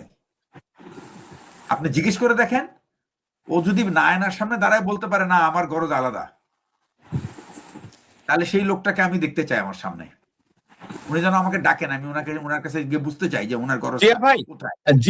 জিয়া ভাই, আমার এক্সপেকটেশন যদি থাকে এই কাউসার, ওনার নাম কি আমি বললাম, আবুল কাউসার মোহাম্মদ নজরুল ইসলাম, আমার যদি এক্সপেকটেশন থাকে যে এত বিতর্ক যাচ্ছে 80 ফিট 70 ফিট রাম মূর্তি বানাবে, উনি সংসদে স্পিকারের দৃষ্টি আকর্ষণ করে উনি এই কথাটা উনি ভূমিমন্ত্রীকে বলতে পারলো না যে এই মুহূর্তে পলাশবাড়ির কোন জমি হিন্দু সম্প্রদায়ের কারো কাছে বিক্রি করা হবে না, এ ধরনের একটা আইন তৈরি করা হোক? এ ধরনের একটা আলোচনা উনি কি সংসদে করতে পারতেন? অথবা জামাত ইসলামের কোন লোক, 11 দলীয় কোন লোক সংসদে দাঁড়িয়ে এ ধরনের একটা প্রস্তাব স্পিকারের সামনে তুলতে পারতো, এটা নিয়ে সংবাদ সম্মেলন করতে পারতো, এটি নিয়ে গাইবান্ধা একটা লং মার্চ করতে পারতো। এগুলো করাটা এ ধরনের একটা এক্সপেকটেশন আমার থাকা বাংলাদেশী হিসাবে, মানে এ ধরনের কিছু একটা আশা করা কি আমাদের ভুল হবে, নাকি ওনারা এটা করতে অক্ষম? না, আমি এটার পক্ষে না। আপনি যে যে প্রস্তাবটা তুলতে বলেছেন, কারণ রাষ্ট্রের সংবিধান এবং রাষ্ট্রের অধিকার অনুযায়ী বাংলাদেশের সমস্ত নাগরিক যার পরিচয়পত্র আছে যে বাংলাদেশের নাগরিক, তাদের নাগরিক অধিকার এক। কিন্তু যদি আপনি কোনো এই ধরনের কোনো সুদূর প্রসারী স্বাধীনতা সার্বভৌমত্বের প্রতি হুমকি স্বরূপ কোনো কর্মকাণ্ড যদি আপনার নজরে আসে, এটাকে অ্যাড্রেস করার কিন্তু বিভিন্ন উপায় আছে, এবং সেই উপায়গুলি আমাদের সংবিধানের মধ্যে থাকতে পারে, সংবিধানের বাইরে থাকতে পারে। এই শুধুমাত্র সংসদ নয়, এখানে ভূমিমন্ত্রীর ভূমিকা আছে, এখানে আপনার কি বলে স্বরাষ্ট্রমন্ত্রীর ভূমিকা আছে, ধর্মমন্ত্রীর ভূমিকা আছে, প্রধানমন্ত্রীর ভূমিকা আছে, প্রত্যেকের ভূমিকা আছে, এখানে গোয়েন্দা সংস্থাগুলির ভূমিকা আছে, এবং স্থানীয় নিরাপত্তা এবং পুরো প্রশাসনের ভূমিকা আছে। এখানে সবচেয়ে বড় জিনিস হল প্রশাসন। কারণ আমি কয়েকদিন আগে আমি একটা মেসেজ পাঠিয়েছিলাম যে এই মুহূর্তে পুরো নর্থ বেঙ্গল জুড়ে যত এসি ল্যান্ড আছে তাদের একটা তালিকা করা উচিত, কারণ এসি ল্যান্ডই কিন্তু আপনার জমি হস্তান্তরের নামজারি করার, যেটা নামজারি করার অধিকারটা হলো এসি ল্যান্ডের কাছে। আপনি এই সমস্ত এসি ল্যান্ডের কাছে আপনি একটা গোপন চিঠি পাঠাতে পারতেন। এটা চিৎকার করে বলতে হবে এমন কোনো কথা নাই, কিন্তু আপনাকে এটা খেয়াল রাখতে হবে এটা যেন নাগরিক অধিকার ক্ষুণ্ণ না হয়। সুতরাং আপনি যে নিয়ম, যে আইন, যে পদ্ধতি, যে প্রশাসনিক আদেশের মাধ্যমে পুরো বিষয়টাকে আপনি আপনার তত্ত্বাবধানে নিলেন, রাষ্ট্রের চেয়ে ভাই বড় কিছু নাই তো আর। এটার জন্য আমার সংসদে চিৎকার করার প্রয়োজন নাই। There are many ways if you want to solve this problem. যে ভাই, আমি কি আপনাকে এই প্রশ্নটা করতে পারি কিনা? ফেরদৌস আজিজ ভাই, আপনি আমার সাথে একটু পার্টিসিপেট করেন। আমি আপনার সাথে একমত, প্রত্যেকটা নাগরিকের সমান অধিকার আছে, কি একটা হিন্দুর জমি কেনার অধিকার আছে, কোনো সন্দেহ নেই। কিন্তু বর্তমানে পলাশবাড়ি নিয়ে যে ষড়যন্ত্রটা হচ্ছে, আমরা কেন ওই এলাকাটাকে একটা স্পেশাল এরিয়া হিসাবে আমরা ডিক্লেয়ার করি না? আমরা যদি ডিক্লেয়ার করি সেক্ষেত্রে স্পেশাল এরিয়া হিসাবে আমরা ডিক্লেয়ার করলে আমরা তো কারো ধর্মীয় স্বাধীনতা নষ্ট করছি না, এটা তো মেজরিটি মাইনরিটি দেখছি না। আমার প্রশ্ন সেটা, আপনি সংবিধানের মধ্যে থেকেও এইখানেই আপনি যে পয়েন্টটা আনছিলেন যে আমাদের প্রত্যেকটা উঁচু পদে যারা আছেন, যারা সিদ্ধান্ত গ্রহণ করেন, তারা সবাই জিম্মি ওই একটা জায়গায়। আপনি যদি ওইখানে কট থাকেন তাহলে আপনি এগুলি করতে পারবেন না, ঠিক আছে না? এটা হচ্ছে সেদিন আপনি বরিশালের একটা ঘটনা ঘটছে না, আপনি দেখছেন না যে কোথায় জানি চাপ দিয়ে ধরে চাপ দিয়ে ধরা আছে, তো এটা চাপ দিয়ে ধরে রাখছে, আপনি তো নড়াচড়া করতে পারতেছেন না। ওকে, আপনি ফেরদৌস আজিজ, আপনি কিছু একটা বলতে চাচ্ছিলেন? হ্যাঁ, এটা বলতে চাচ্ছিলাম যে anything in every damn bloody thing is possible একটা ক্লজ আছে, ভূমি মন্ত্রণালয়ের আইনের একটা ক্লজ আছে। জনস্বার্থে কোনো আইনে কুলায় না, আপনি জনস্বার্থে, রাষ্ট্রীয় স্বার্থে, স্বাধীনতা বা সার্বভৌমত্ব রক্ষার স্বার্থে এটা ঠিক দিতে পারেন। ওখানকার প্রশাসন বা state must take over all this land. ওই একটা ক্লজেই যথেষ্ট, আর কিছু লাগে না। জনস্বার্থে এ বি সি ডি একটা আছে, ডি বা ই, এখানে জনস্বার্থে যদি এটা প্রশাসন বা সরকার প্রয়োজন মনে করে, এটা সরকার অধিগ্রহণ করতে পারে। এটা যারই জমি হোক, ঠিক আছে, কেনা দামে কিনছে, কেনা দাম দিয়ে দেয়, মাস্ট টেক ওভার। এটা সরকারের জমি হিসেবে এটা ইমিডিয়েটলি নিয়ে নেওয়া উচিত। আর গত 2 বছরে প্রশাসন এবং বিভিন্ন যারা ইনভলভ ছিল এদেরকে আইনের আওতায় না, শুধু আইন যতটুকু পারমিট করে তার 3 গুণ সাজা দেওয়া দরকার, যাতে বাকিগুলা শিক্ষা নেয়। ওই যেগুলা জড়িত ছিল প্রশাসনের, ওগুলার জন্য উত্তর করে লটকায় পাবলিক প্লেসে লটকায়া, রংপুরে পায়রার মোড় আছে, অথবা পলাশবাড়ির গোবিন্দগঞ্জের যেটা গাইবান্ধা শহরের সদরের দিকে ঢুকছে, ওখানে মোড়ে লটকায়া এগুলার 7 দিন রাখা দরকার।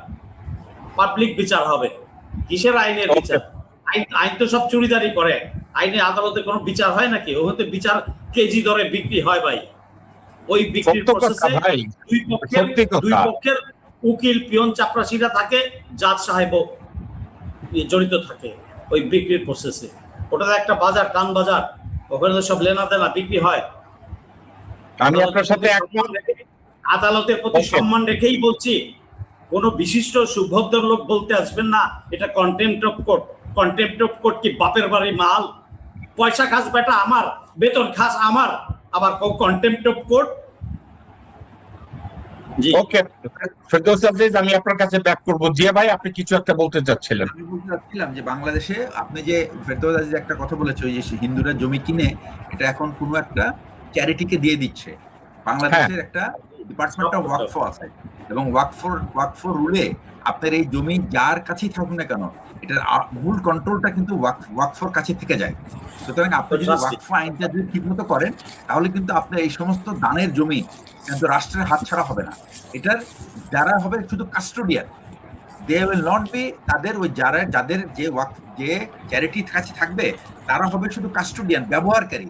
তারা এই জমিটা কারো কাছে হস্তান্তর করতে পারবে না। সুতরাং এটার জন্য যদি সরকার চায়, সরকার যদি তার ভূমি রক্ষা করতে চায়, তার স্বাধীনতা সার্বভৌমত্ব রক্ষা করার জন্য, তাহলে সরকারের কাছে অনেক মেকানিজম আছে। এবং আমার মনে হয় কি, গত 3-4 মাসে যে পরিমাণ আলোচনা হয়েছে, এই আলোচনাটার আমি মনে করি, আমি সরকারের কোনো মানে কোনো পদে থাকলে এটা হতো আমার সর্বপ্রথম অগ্রাধিকার কাজ, যে আমি রুলস রেগুলেশন, প্রশাসনিক আদেশ, আইন যেভাবেই হোক না কেন, আমি এই জিনিসটাকে আমার নিয়ন্ত্রণে রাখবো। এবং আমি প্রত্যেকটা জায়গায় আমি মনিটর করবো যে কাদেরকে আমি নিয়োগ দিলাম তারা আবার রাষ্ট্রের আদেশ অমান্য করে কোনো কাজ করছে কিনা, সেটাও লক্ষ্য করা আমাদের দায়িত্ব। এবং দরকার হলে শোনেন, কেউ যদি চাইতো যে আমি এই জিনিসটা মনিটর করতে চাই, ভূমি মন্ত্রণালয়ের কাছে এটা কোনো ব্যাপার না। সে প্রতিদিনে বা প্রতি সপ্তাহে সে চাইবে যে গত 1 সপ্তাহে কতগুলি জমি বিক্রি করা হয়েছে, কে ক্রেতা ছিল কে বিক্রেতা ছিল আমাকে জানান। ফিনিশ। আজকাল সবই ডিজিটাল, আর এগুলি সব দলিলপত্র ডিজিটাল হয়। আপনার এগুলি তাদের ওয়ার্ক লিস্ট আছে, ওই ওয়ার্ক লিস্ট দেখলে বোঝা যাবে যে কে জমি হস্তান্তরকারী, কে জমি গ্রহণকারী, কে নামজারি, কার নামে নামজারি করা হলো। বাস, এই তথ্য আপনি নেন, দেখবেন যে সবকিছু নরমাল হয়ে গেছে। ওকে, ব্রিগেডিয়ার জিয়া, কর্নেল ফেরদৌস আজিজ, শাহনাজ আলম লিপি এবং ডাক্তার এস.এম. নওশের আলী, আমরা একটা বিষয় নিয়ে অনেকক্ষণ কথা বলেছি। আজকের আমাদের আলোচনার সাবজেক্টটা ছিল বাংলাদেশ, ভারতের সংক্রমিত যৌন ব্যাধিতে আক্রান্ত বাংলাদেশ, অর্থ ও সনাতনী আবেগের দ্বারা অনিয়ন্ত্রিত অনেকে। আমরা বিভিন্ন দিক নিয়ে আলোচনা করেছি। আমরা আলোচনার শেষ পর্যায়ে, আমি এবার আপনাদের ক্লোজিং আর্গুমেন্টে আমি সবাইকে আহ্বান করব, এই বিষয়টাকে আপনি যদি সামারাইজ করেন। একটা কথা, অনেকেই বলে যে আমরা এটার উপর একটা উপদেশ দেই। আমি উপদেশ দেওয়ার পক্ষে না। আপনি উপদেশ দিলেন, তাদের ইন্টেনশনই নাই এই বিষয়টাকে কিউর করার। কারো যদি ইচ্ছা থাকে আপনার কাছ থেকে উপদেশ নেয়ার, তারা আপনাকে খুঁজে বের করবে। কিন্তু কথাটা হচ্ছে আমাদের দেশে এই কালচারটা নাই।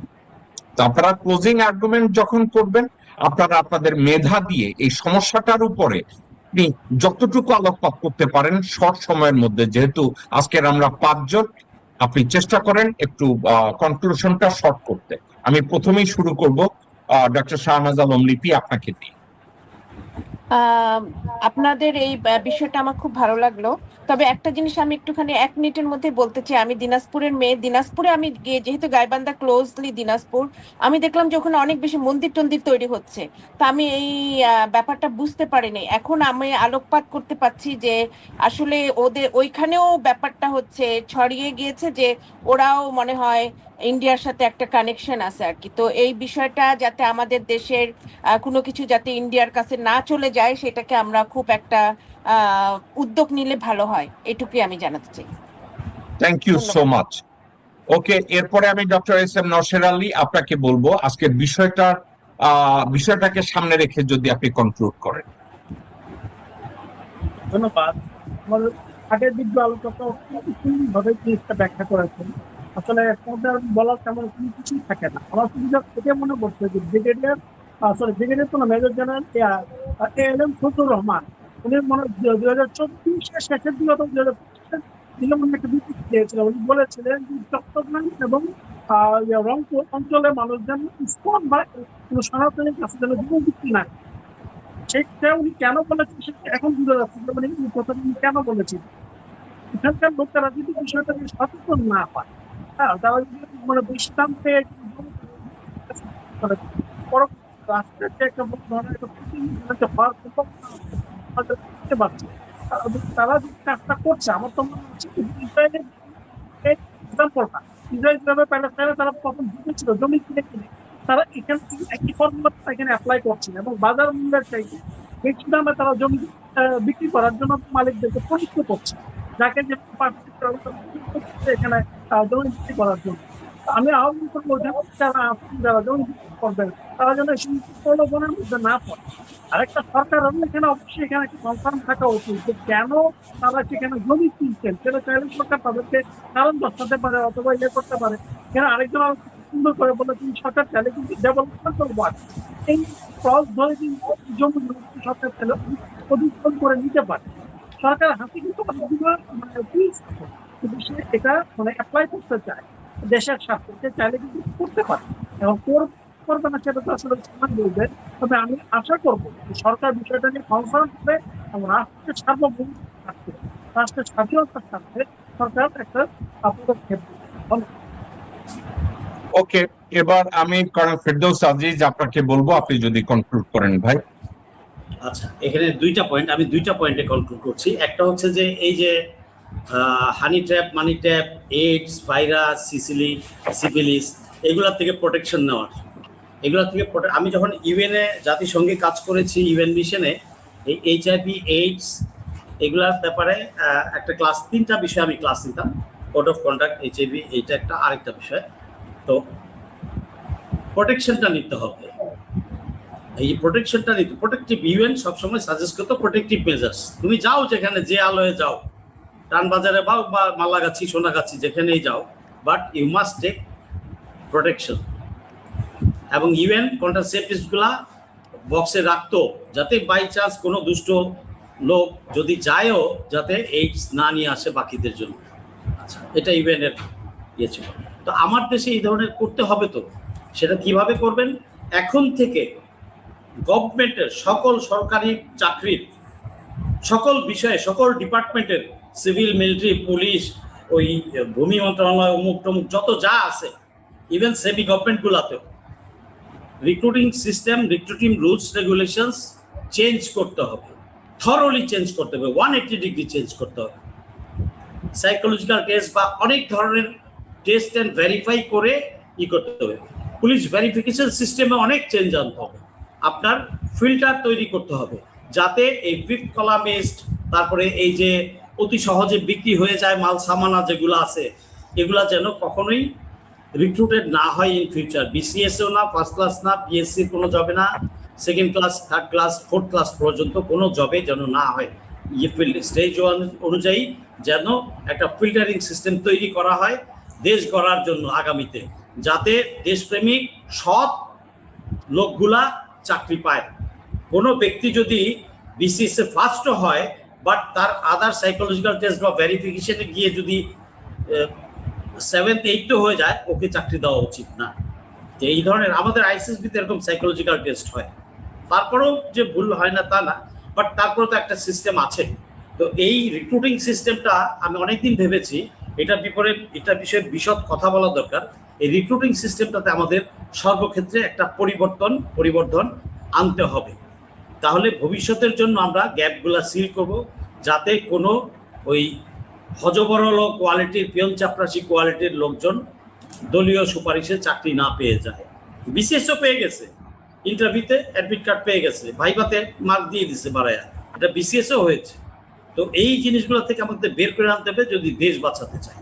আচ্ছা, এখন দ্বিতীয় পয়েন্টটা হচ্ছে গাইবান্ধা ইস্যু নিয়ে। এই গাইবান্ধা ইস্যু নিয়ে কাজ আছে। এখানে ল্যান্ড মিনিস্ট্রিকে 100% ইনভলভ হতে হবে। আর ওই ল্যান্ড মিনিস্ট্রিতে যতগুলা ফিফথ কলামিস্ট আছে, ওই আপনার এই যে প্রসাদ খাওয়া বা এই যে লেসপেন্সার যেগুলো আছে, কি বলে, এই যে হানি ট্র্যাপ, মানি ট্র্যাপের, এগুলো সবগুলাকে পোস্টিং করে দিতে হবে, করে অ্যাটলিস্ট ওই অঞ্চলের নর্থ বেঙ্গলে করে তারপরে মিনিস্ট্রিকে সিদ্ধান্ত নিতে হবে যাতে এই ল্যান্ড অ্যাকোয়ার করে নেয়। 3 নম্বর, গত 15 বছরে যত ল্যান্ড বিক্রি হয়েছে এরকম হিন্দু ধর্মাবলম্বী বা ইসকনের ফলোয়ার বা কারো কাছে, এগুলো সব গভর্নমেন্ট নাম খারিজ বাতিল করে দিয়ে অ্যাকোয়ার করে নিতে হবে যথাযথ মূল্য দিয়ে। গভর্নমেন্টকে এই কাজটা করতেই হবে, রাষ্ট্রের স্বার্থে, জনস্বার্থে, স্বাধীনতা সার্বভৌমত্বের স্বার্থে, যে কয়শো কোটি টাকাই লাগুক এটা করতে হবে। And government must be strict. কিসের মাইনরিটি মেজরিটি, কিসের ভাসুর কি মাইন্ড করলো না করলো, গুল্লে মারো সব, you have to do it, এটা করতে হবে।